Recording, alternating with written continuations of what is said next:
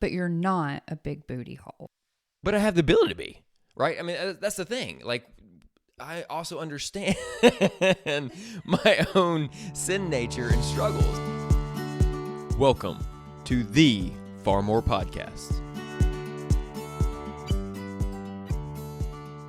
Hey, Liz. They say it's your birthday. Whoa. I'm coming in hot. Hey, Jason. Girl. Happy birthday. I mean, you coming in hot? You got the sassy jacket on today? I do have on the sassy jacket. All right. Man. Happy birthday. Thanks, girl. So for those who are listening, if you didn't catch on. On the subtle comment. Yeah, I'm not extra at all. It is Jason's birthday. Do you want to tell the room how old you are today? No, I really don't. Oh, can I? No, I really don't. Okay. And by the time they listen to this, I'm going to be older. I'm the youngest I'm ever going to be right now on this podcast. Oh, here he goes getting all philosophical. Hey, gang, we are so happy that you're here for another episode of the Far More Podcast. And this is like the Far More Podcast birthday edition a little bit since it is Jason's birthday. So is this why? So I got excited last week when we recorded because you dropped like 2 hints of future shows that we're going to have. Yeah, and they are still Right. going to be future Correct. shows. And so this morning I was like, hey, what are we going to talk about so I could prepare? And you're like, I'm not going to tell you. I'm like, well, that kind of defeats the purpose of me being able to prepare for this podcast. That's fair. But it's going to be fun. Okay. Yeah. that's my sweet spot is fun. No, listen, I have some fun planned, but I also know how much you love serious and intentional. So don't worry. There's going to be some serious questions that I throw at you. You're asking questions. It's like a Q&A? This is a Q&A. Interesting. Okay. So shall we? I don't. Do we have an option? No. Okay. You're stuck with me. Whoa, stuck like glue. It's the singing edition. Baby, we're stuck like. Okay. So 1 year older. Yes. 1 year wiser. That's your first question. I think 1 year more experience. So with experience comes wisdom for sure. Okay. I'm also just processing the world, my faith. That's a lot. And everything differently than probably where I was this time last year. So I think that is also some maybe true wisdom coming in that. Maybe, let me say, instead of being wiser, I'm seeking more wisdom than ever, intentionally. Okay, let's go to a fun one. Fun one. All right. Now, you might actually have to give this one some thought because I know that when I ask you what is your favorite anything. Oh, that's the worst question ever. I know. So maybe I can narrow it down into like a couple of categories. What is your current favorite country song? We're recording in 2024. Do you have a current, like Well, what's interesting is I've been going back to like 90s country lately. That was a good decade. It was a good country decade music. for country. And my music tastes are all over the map. They truly are. They really are. I've been listening to some Blake Shelton, God's Country. I've also listened to some new stuff. I'm trying to get into Morgan Wallen a little bit. Your daughter would be so happy. I think she's influencing that a little bit. So everything from like old school, older, 80s, 90s country to trying to figure out the whole new kids on the block here of country. Oh, goodness. Morgan Wallen. Yeah. And team. Luke Combs, like his remake of Fast Car. So that kind of pulls from like both eras of going back to Tracy Chapman, like the original version and this. So there's some fun ones. Okay. What about, this one's going to be real tough. I love me some Brooks and Dunn too. So I always go back to that. What about your favorite worship song? Current, like it just transports you into a different space. I mean, Brandon Lake's Gratitude's pretty hot right now. I've played that a lot.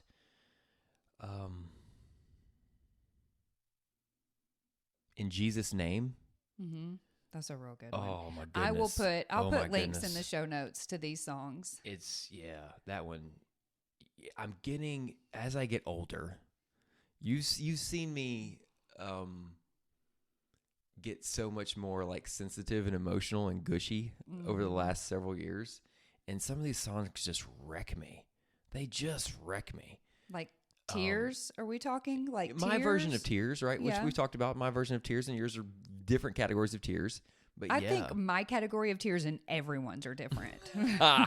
That's probably true. Buckets of tears come out of my face. But yeah, I think a really the mark of a really, I don't know how to say it the right way. A really good worship song is it makes you forget about yourself and think about Jesus and just, gosh, everything that he has done and everything he continues to do in our lives. Yeah, I think the verses that always really just I gravitate to are the ones where we're just talking about, in spite of my own mess and brokenness, you still love me. Mm-hmm. And I think deep down, that's what we all want. Not just from God, but from other people is listen, I am a complete disaster and broken and messy, and I don't even want you to know the real me, but I just want to be loved. Yeah. And when you think about putting that context of a all-knowing God who knows you fully and understands all of your mess and still loves you incredibly, that's just overwhelming. Yeah. And it's so overwhelming that I almost have to compartmentalize it. It's hard for me to grasp. Because it's too much. It's too much for me. So there is a song, there's one line of one song when you said it completely wrecks me. It took me to this one line of one song. I could listen to it. Are you going to Reckless Love? I could listen to it 1,000 times. No, I don't know if it's that one. Okay. I could listen to it 1,000 times over and over on repeat. And I am willing to bet $100,000 that it would wreck me every single time I heard it. And as you speak, 100 billion failures disappear. Where you lost your life so I could find it here. But it's and as you speak, 100 billion failures. As soon as whoever is singing the words sings the word failures, I come completely unglued. Because in so many times in my life, and I know it will continue to be this way, number one, I have failed. But I also feel like a failure. You know, all the personal development people tell you, you're not a failure. You have just failed. Well, that's cute. Okay. Like, that's real cute. And it sounds romantic. But so, and I know that that's only Satan. That's only Satan trying to keep me in bondage to the failures in my life. And he's the one who's saying, you are a failure. You didn't fail. You are a failure. And so that line, it wrecks me. You know what I think about when you say that is how much you love me. I do think about that. And even through your own brokenness, how much I love you. I mean, thank goodness. But I think about the different responses we have as humans to that same feeling. It doesn't matter if you are just feel like you're completely struggling with life and everything's a disaster, or you're a super high performer. You both actually have that same feeling. One's just saying, I want to hide from the world and I'm going to go over here. And one's saying, I'm trying to outrun my own brokenness. And my off switch is broken. I'm just going to keep going and going and going. Yeah. It's the same feeling. It just manifests itself in two different ways, different responses to it. Yeah. So, worship music. It'll get you. Yeah. What about rock? Anything there? You know, alternative, like there's some Stained that I like. No Smashing Pumpkins. No, never did Smashing Pumpkins. Metallica. Never really got into any of that. Nirvana. No. Outside like the Teen Spirit. No. Nothing like that. Never got into that. Okay. I've been more like Matchbox 20. Was that rock? No, that's what I'm saying. I was about to say, I don't think. Right? I don't think that was rock. That's what I was saying. I've been more like that speed. Okay. Did you like any pop groups? Like Spice Girls? Like, what do you mean when you say pop? You know, Britney Spears, Christina Aguilera, NSYNC, Backstreet Boys, which, you know, those two groups are experiencing a resurgence now, I think. Like, I've never put real money on buying those things. Like, I would listen to it. So it's not really your thing. No, I've never really been like a big concert goer. Even though my first concert ever. Was it Master P? No, girl. Oh. It was Sade, right? See? Oh, Smooth Operator. Correct. So Sade, Master, you know, my first hip-hop concert was probably Method Man, Redman, DMX. Wow. Okay. Right. I'm all over the map. We're here, learning so much today, friends. I'm all over the map. We are learning so much today. A lot of this needs to be sanctified. We all need to be sanctified. Yeah. So let's pivot, though. Come on. To something just a little bit more serious. Not super serious, because talking about favorite songs, that's fun and fluffy. So you can go from that to whatever this is. Yeah. Okay. So our children are getting a little bit older. They're now 7, 9, and 11. And, you know, I think we've talked about before how parenting sort of, it shifts and it takes on a whole different look, feel, purpose as they age, as they get older. What are some of the ways that you feel like, since becoming a dad, and now that our children are a little bit older, and we're starting to speak more into like their values, their morals, their this, their that, how have you changed your parenting style with your children now that they're a little bit older? And you even admitted that you've become a little bit softer as you have aged. So do you feel like that your parenting style has even changed because of that over the last few years? Well, I think when you change your styles, how you approach everything changes. I think just having kids in general changed so much for me because I am like, okay, everything is clear, structured, neat. And had to let go of that real fast before I got really angry. So it's fine. All of our walls need to be painted at this house. There's at least from 3 feet down. Yes, from 3 feet down. Like, don't even come to our house and look at our walls because they're just disgusting. Y'all, they are not as bad as he's making it out to in my mind, they're disgusting. And you would think, by the way you're saying it, that there's like just clumps of peanut butter and like snot. It feels that way but sometimes. Y'all, I swear it's not. Like, I refuse to buy like another anything couch. New. Like anything new. Like, no, I'm not buying a new couch.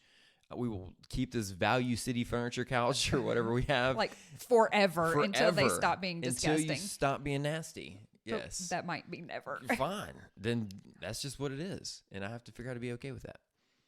So kind of letting go of certain types of expectations. And letting go of one size fits all a lot because there's 3 very unique personalities. Very much so. And you have to approach them and teach them and coach them so differently. And it's kind of hard figuring that out, isn't it? Yeah. At least it is for me. It's a little bit of trial and error. Yeah. For sure. Yeah, I think I have the hardest time, and you already know this. This is going to be no surprise, parenting your son because he's just so different than I am. I think, well, obviously, I think parenting boys is very different than parenting girls, but I think because he and I think so differently and process so differently and react also so differently, I have to come to you a lot. And I'm like, I don't know what to do here. You have to help me. Well, but it's also getting harder for me because as much as he processes information like I do, how he responds to that information is not the same as me, or his natural instincts aren't necessarily the same as mine, right? Yeah. And so that's where I almost fool myself into thinking that he thinks like me, and so I can teach him and coach him in the way that I know what works for me, but we're still very different, and so he surprises me, and that's getting harder and harder as he gets older too. What about parenting your daughters? How's that going? You know, one of them lovingly refers to herself as your favorite child. My favorite child. Not mine, y'all. No, Not mine. Child. That's right. His. your favorite child? She doesn't say it to me. She says it to him. Yeah, they get away with a lot more than my son does, for sure. That is 100% true. Half of it is because of Brandon's a lot like me, so which means I know the trouble you're going to get into, or I have prescribed in my head, which isn't great. Here's where I know you're going to struggle because I understand how you look at the world. Yeah. And so then I'm like, oh no, don't go down that path. Then you realize, you know what? You're going to have to make mistakes and learn it yourself. The hard way. As much as we want to protect and try to coach and guide, a lot of things you just got to learn yourself. That's true. So we're talking about parenting, being a dad, children, which led me to think about this question. Or let me say, have you even thought about this yet in your life? Have you thought about what sort of legacy that you want, or you want us to leave our children? Like what sort of legacy do you want to leave? Well, we talked last week about reframing some things about who we want to be. Mm-hmm. The word legacy is just such... It's a big word. It's a big word. And the more I think about the word legacy, the reality is that's more about us and how we want to be remembered than it is what we're supposed to do to point our kids to Jesus. Yeah. Right? And so the legacy aspect is, if our grandchildren are pursuing Jesus, that's real legacy. That's a really real good legacy. way to look at it. And so I've thought a lot more about that of, okay, how do we create the structure and teaching that you hand down? So do you like reverse engineer it in your head? Because I know that you're a big fan of who do we want to be? Where do we want to be? What do we want to accomplish? And then moving backwards from there. So if you're saying leaving a true legacy is knowing that our grandchildren are following Jesus, have you tried to reverse engineer that in your head? No, because I'm also at least wise enough to understand that it can't be because of me. Yeah. It's only because of God. Like I'm sitting here trying to figure it out, or quote figure it out. Quote figure it right? out. I'm trying to grow that relationship. I'm trying to understand what God's calling me to do uniquely. Right. Much less what He's calling me to do and how I lead my family for the next generations.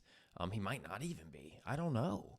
And I think that's one of the big things changed with me, is just being more open to whatever the possibilities are, in terms of God's calling me to do, which I have to say this time last year, I wouldn't be as open to that.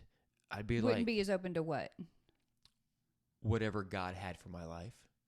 Okay. It's more of, nope, I'm going to force this equation and go this way. Okay. Here's my goals and objectives going this way. And now I'm just more of a place of just putting all those on the table, because it just doesn't matter that much. If it's not, are you saying it doesn't matter that much if it's not this something exact that you way, have been called to? Or it doesn't matter this much. Some things that we think of are important goals and objectives just aren't really that big a deal. Yeah. They don't matter. Well, yeah, because when you said, when I think of legacy, I think historically I've always thought of whatever legacy is like, how, this is going to sound so cheesy, but how much money are you leaving your children? Are you leaving them a business? Are you creating a business and putting the blood, sweat, and tears in now so that you can pass that on to them in the future? I rarely have thought of it in an intangible way.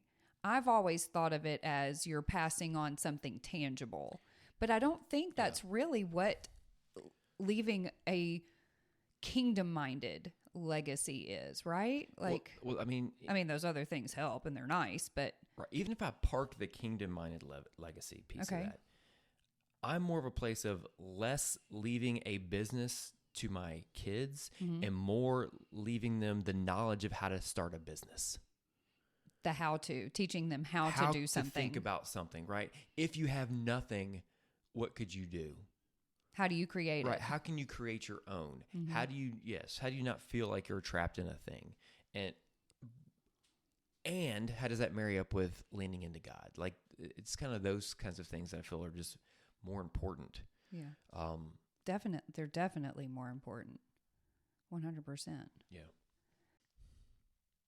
How can we, or maybe I should just put you on the spot, but I won't. I'll say we. Okay. How can we best model following Jesus for our children? I mean, they're still relatively young, but I feel like we do have these spiritual disciplines that they see on a daily, weekly, monthly basis. But let me reframe the question. Where do you think we have a lot more room for improvement? Because I don't even want to go to the parenting side. Okay. I'm at me. Okay.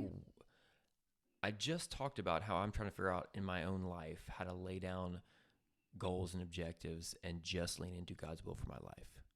That's a big one for you. That's in direct opposition of my professional life, yeah. which is all about goals and objectives, right? These two things are just colliding internally. Yeah. If you look on one side of me over here, you're going to see a guy that looks like he's just super intense, highly driven, go after goals and objectives professionally. Because you are intense, girl. Right. On the other side, you're going to see a guy that's trying to lay everything on the table and be open to whatever God wants to do in his life. And it doesn't have to be this checklist of goals and objectives. That has to be really hard. It's hard. It's something I've been struggling with. Months? Yes. What do you have I know you have conversations with God, but in those moments when those two worlds are colliding and there's, I imagine like iron against iron, there's kind of sparks flying because it's just sharp. Both edges are sharp.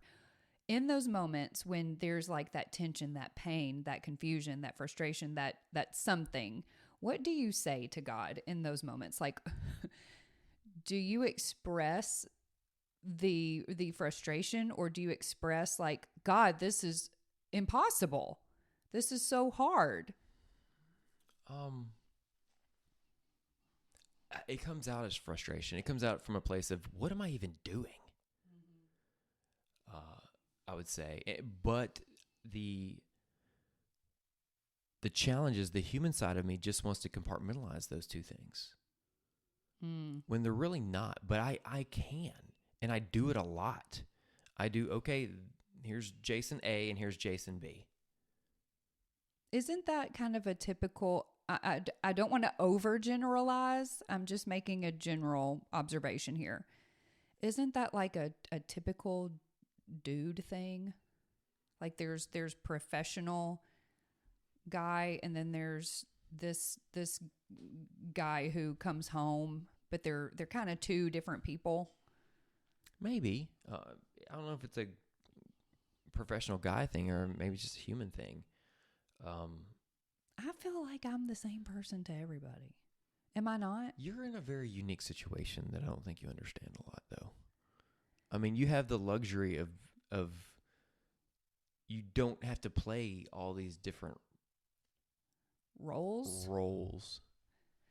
I mean, that's fair, but I also just kind of feel like I don't know how to be anybody else. It's not, no. You're not being somebody else. You are both. I am both these people. Okay. I am both these people. So you're still remaining true to yourself. Correct. This is not fake. Okay. Yeah, I'm both a guy that can go crush it. Yeah.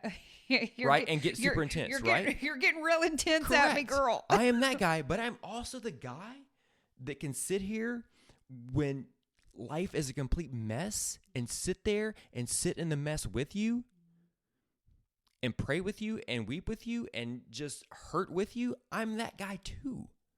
Yeah. And that's confusing for a lot of people to understand that the answer is yes. Yes. I am both these people. You're not pretending. I'm not pretending. On either side. Correct. What I'm trying to figure out is how do I continue, like we talked about last week, winnowing, how do I keep getting the junk out of my life? Because you can be this professional that's leading big things and do it in a gospel-centered way. Sometimes you're misunderstood, and people are like, oh, no, you're a big booty hole. It's a family podcast, correct? Y'all. Because you're completely misunderstood of what the responsibility you feel like you're carrying and you're trying to do, right? Because this group of people doesn't know this aspect of you necessarily because they're not close enough. Right. So it's not that you're pretending. It's no, I am both. I am all sides all these of this things. thing. I'm all these things, and I'm trying to throw all these things up in the air and let God breathe through it. But you're not a big booty hole. Okay, as we wrap up, I have one more question for you. All right, what you thinking? In the next year, what's a hobby? What is a hobby that maybe you would like to either pick up for the first time, pick up again and get better at, or do with like your kids, like get your kids involved in the hobby or get me involved in the hobby? Just something that there's a couple interests things. you. I mean, I've been casual with my fitness this year. I've been in like maintenance mode with health and I mean, I've been disciplined because I'm generally disciplined, but I've been in what I call maintenance mode for me for a year. So there's a part of me that's trying to go back to what I started, 4 years ago and get back into running. I don't think my body can handle the long distances like trail races anymore. Those are just brutal. But maybe I try to go more speed 5Ks. Well, yeah, because it made your foot fall off. It made my everything break. I romantically want to get back into more golf. I knew you were going to say golf. But it takes so much time. It takes a lot of time. And you got to be willing to give up the time for it. And the problem is you just can't get better at it without a lot of time. And if I'm not going to be better at it, then I'm just not going to do it. We talked about that. We did. But there's something about that is there. We talked last week about just alone time with God. What does that look like? For me, that does mean outside nature. It could be hikes. It could be camping. It could be, I don't know. Maybe it could be on the first tee box of a golf course as the sun rises. I don't know. Oh, that sounds beautiful. Yeah. So there's some of that I think about. One of the things I'm gonna share with our listeners, one of the things that you've wanted to learn for a really long time. I don't know if you remember this, but American Sign Language. Oh, I remember. It's constantly on my bucket list. And I mean, I think I've always wanted to learn it too, just not enough to actually buckle down and sit down and do it. But the more podcasts I listen to, there's an ad that keeps coming up, and it's about there's a master class for everything. And I think that there's a master class for American Sign Language, and you have like the best of the best really teaching you. And what do you think if we try and tackle that, or at least start it? I think this year. Starting it sounds good. I mean, I think that's going to be exponentially more difficult than we realize. Well, yeah, because we've talked about this before, or at least I have, how it's really hard learning new things as an adult. Yeah. I feel like young brains soak everything up or at least with my brain, it like bounces right off and goes really far away. So it's going to take a lot of repetition and a lot of intentionality, but it can be like a date.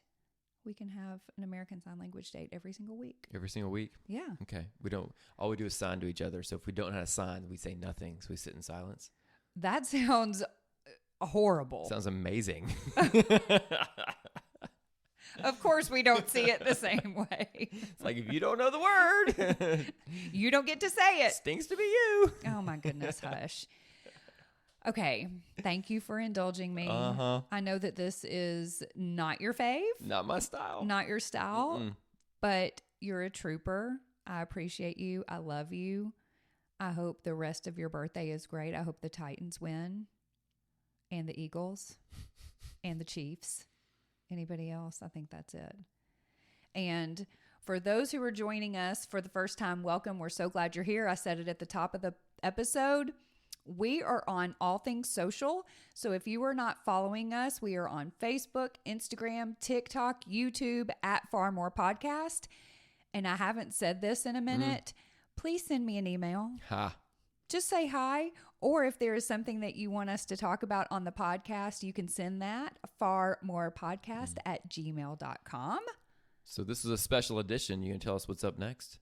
Up next is what we were going to talk about today, but then I did a little pivot. We are going to talk about, you're putting me on the spot here so that we actually do it. Right, I'm getting you on records you now. Are. Right. Listen, I know you. I know what you're doing, girl. Next episode is going to be about sitting alone in the quiet with God, which is called Orimos. Until next time, happy birthday, Jason. Thanks, girl. I love you. Love you. Bye, y'all. See ya.